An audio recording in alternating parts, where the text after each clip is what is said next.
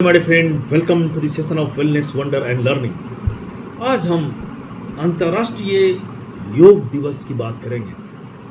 अंतर्राष्ट्रीय योग दिवस हर साल 21 जून को धूमधाम से मनाया जाता है। इसकी शुरुआत 2015 में पहली बार हुई थी। हम सभी जानते हैं कि मानव शरीर और मन को स्वस्थ बनाए रखने के लिए योग एक उत्तम साधन है। अब आपके मन में सवाल उठ रहा होगा कि आखिर योग का जन्म कैसे हुआ, योग कहाँ से आया, इसका सबसे पहले प्रचार और प्रसार किसने किया। तो आइए हम जानते हैं कि योग का प्रचार प्रसार कैसे हुआ। योग एक चेतन परक विज्ञान है। इसमें स्थूल, सूक्ष्म और कारण शरीर को जागृत, सशक्त और प्रखर बनाने के लिए डिफरेंट स्टेजेस निर्धारित है। अक्सर हम महत्वपूर्ण जीवन को स्थूल शरीर मात्र समझने की भूल करते हैं, जबकि ये जीवन, हमारा जो जीवन है, ये स्थूल, ये शरीर नहीं है। इस स्थूल शरीर के पीछे कितने तथ्य, कितने रहस्य छिपे हैं, इसकी जानकारी न हमें होती है और न हम अंदर झांक कर देखना चाहते हैं। योग विज्ञान की उत्पत्ति हजारों साल पहले हुई थी। पहले धर्मों या विश्वास प्रणालियों की जन्म से बहुत पहले योग विद्या में शिव को पहले योगी या आदि योगी और पहले गुरु या आदि गुरु के रूप में देखा जाता है। कई हजार साल पहले हिमालय में कांति सरोवर झील के तट पर आदि योगी ने अपना गहन ज्ञान पौराणिक सप्त ऋषियों या 7 ऋषियों को बतलाया और उसमें डाला। योग की दुनिया जो है बहुत ही आश्चर्यजनक दुनिया है। हम इस योग की दुनिया में गति, श्वास और ध्यान, 3 जो मुख्य तत्व हैं, इस पर ध्यान लगाते हैं और इसमें एक एकरूपता लाने की कोशिश करते हैं। योग से कई शारीरिक और मानसिक लाभ भी मिलते हैं, जिसमें जो मेन है वो है मुद्रा, लचीलापन, शक्ति, संतुलन और शरीर की जागरूकता। मेरे फ्रेंड, योग मनुष्य को वर्तमान में लाता है और हमें यह जानने की आवश्यकता है कि वर्तमान ही ईश्वर है। मेरे फ्रेंड, वर्तमान क्या है? हम वर्तमान को समझ ही नहीं पाते। हम अभी जो कुछ देख रहे हैं, जो कुछ बोल रहे हैं और जो कुछ सुन रहे हैं, वो वर्तमान नहीं है, वो एक बीता हुआ पल है। जो कुछ देख रहे हैं वो लाइट जो है हमारे आंखों में जाती है और उसका रेटिना पर रिफ्लेक्शन बनकर वो जब तक जाता है तब तक वो घटना बीत चुकी होती है। तो ये वर्तमान नहीं हो सकता। हम जो कुछ भी बोल रहे हैं वो बोली निकली और टकरा कर हमारे कानों में वापस आती है, उस समय तक वो बीत चुकी होती है। ये भी वर्तमान नहीं है। और हम जो सुनते हैं कानों से, जो आवाज़ आ रही है, वो आवाज़ आती है, फिर हमारे मस्तिष्क में जाती है, मस्तिष्क इसको समझ पाता है, तब तक वो आवाज़ बीत चुकी होती है। इस तरह से वो वर्तमान नहीं है। वर्तमान क्या है? वर्तमान मौन है। मौन, जब आप मौन होकर कुछ बोलते हैं तो आप उससे बोलते भी हैं, सुनते भी हैं और समझते भी हैं।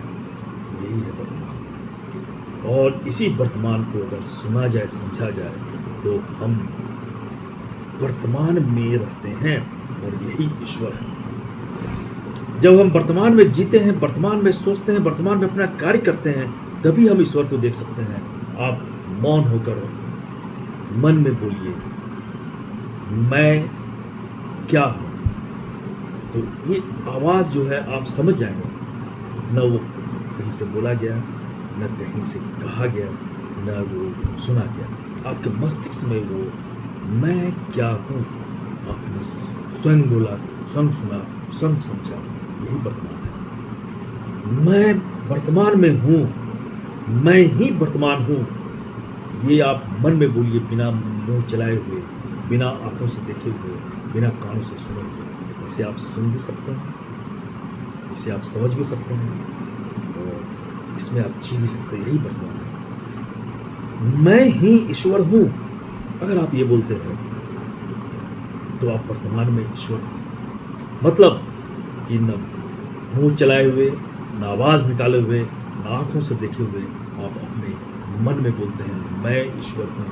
तो आप ईश्वर हैं, वो तो आप वर्तमान में हैं। क्योंकि आपने उसे सुना, आपने उसे जाना, आपने उसे पहचाना। यही वर्तमान है। और जब हम किसी भी कार्य को वर्तमान में करते हैं तो वो ईश्वरीय है। अब हम योग के बारे में जानेंगे। योग दुनिया में एक ऐसा योग है जिसे योग का राजा कहा जाता है, आसनों का राजा। वो है शीर्षासन, क्योंकि इसका नियमित अभ्यास आपको सिर से पैर तक फायदा पहुंचाती है और शरीर में संतुलन बनाती है, और आप अपने शरीर को, मन को और अपनी आत्मा को एक रूप देकर के आप संतुलित करते हैं। इसे आसनों का राजा कहा गया है। तो शीर्षासन जरूर करनी चाहिए। आधुनिक युग के योग के जनक कौन है, ये हमें फिर जानने की आवश्यकता है। 5000 साल पहले महर्षि पंतजलि ने योग सूत्र की रचना की थी, जो योग दर्शन का मूल ग्रंथ है। इन्हें आधुनिक योग का जनक कहा जाता है। अन्य शक्तिशाली योगों में राजयोग, गजकेसरी योग और पंच महापुरुष योग शामिल है। ये सभी योग जो है धन, प्रसिद्धि, शक्ति, बुद्धि, सौभाग्य हमारे जीवन में लाते हैं और हमारे जीवन में जो भी नकारात्मकता होती है, जो भी नेगेटिव एनर्जी होती है, उससे दूर करता है। गर्मियों में योग करने से शरीर के अंदर ठंडक पहुंचती है, ठंडक बना रहता है। शरीर में गर्मी बढ़ाने के कई तरह के कारण होते हैं। जो बाहरी वातावरण है उनके चलते हमारे शरीर में गर्मी बढ़ती है और इससे जो है हमारे शरीर में कई बीमारियां उत्पन्न हो जाती हैं। तेज तापमान के बीच बॉडी हीट को कम करना आसान नहीं होता।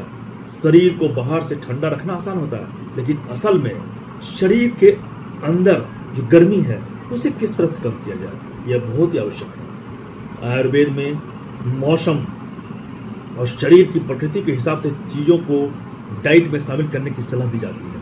शरीर को अंदर से ठंडक देने, लू से बचने और बॉडी हीट को कम करने के लिए आप किसी भी एक्सपर्ट से योगासन के बारे में जान सकते हैं, इसकी मदद ले सकते हैं और इसके कई फायदे हैं। तो मैं कुछ ऐसे योग बताने जा रहा हूं जैसे शरीर को ठंडक देने के लिए हम क्या करें। Butterfly pose. इस आसन को करने के लिए सबसे पहले आप सुखासन में बैठे। सुखासन मीन्स कि आप कमर को सीधी करके पालथी मारकर आराम से बैठ जाए। यह सुखासन है, आराम की स्थिति। घुटनों को अंदर की तरफ मोड़े। घुटनों को मोड़कर आपको इस तरह से बैठना है कि पैरों के तलवे एक दूसरे से टच हो। पैरों को इस तरह अंदर की तरफ मोड़ना है कि आपके पैर आपके प्यूबिक एरिया के पास रहे। आपकी एड़ियां बिल्कुल अंदर की तरफ होनी चाहिए। पीठ को एकदम सीधा रखें, एकदम स्ट्रेट। पैर के तलवों को आपस में जोड़ लें। अब घुटनों को ऊपर नीचे करें। सांस छोड़ते समय घुटने को ऊपर लेके जाएं और सांस खींचते समय घुटने को नीचे ले जाना है। ऐसा आपको 10 से 15 बार करना है। यह आसन काफ़ी अच्छा आसन है और महिलाओं की रिप्रोडक्टिव हेल्थ के लिए यह बेहद फायदेमंद है। यह डाइजेशन को दुरुस्त करता है और शरीर को ठंडा रखता है, शरीर में ठंडक पहुंचाता है और कई तरह की स्ट्रेस और बीमारियां इससे दूर होती हैं। तो इसे जरूर हमें अपनाना चाहिए। नेक्स्ट जो आसन है बॉडी हीट को कम करने में मदद करती है, फिश पोज। फिश पोज क्या है? इसे करने के लिए सबसे पहले पद्मासन में बैठ जाइए। पद्मासन। अपने दोनों पंजों घुटने के ऊपर रखें। दोनों पंजे को घुटने के ऊपर रखें। अब पीछे की ओर झुके, बैक साइड। ऐसा आपको करते हुए पद्मासन की मुद्रा में रहना, पद्मासन को नहीं छोड़ना है। पहले दोनों हाथों से पैर के अंगूठे को पकड़ लें, मुंह को बंद रखें और शांत मुद्रा में सांस लें। इस मुद्रा को अपनी क्षमता के अनुसार होल्ड करने की कोशिश करें। आप धीरे धीरे समय को बढ़ा भी सकते हैं। इमीडिएटली समय तो नहीं बढ़ेगा, धीरे धीरे इसके समय को बढ़ाएं। इससे शरीर के अंदर की गर्मी कम होती है, शरीर में लचीलापन आता है और PMS में आराम मिलता है। इससे स्ट्रेस और बेली फैट, पेट में जो फैट जम गई है वो भी कम होती है। इस तरह से हम अगर इसे करें तो हम योग से काफ़ी कुछ फ़ायदा उठा सकते हैं। लेकिन माय डियर फ्रेंड, एक बहुत इंपॉर्टेंट शीर्षासन। शीर्षासन जिसे आसनों का राजा कहा गया है, वो बिना किसी के सहायता के, बिना अनुभवी व्यक्ति के प्रेजेंस में इसे नहीं करें। बस आज इतना ही। Thank you very much.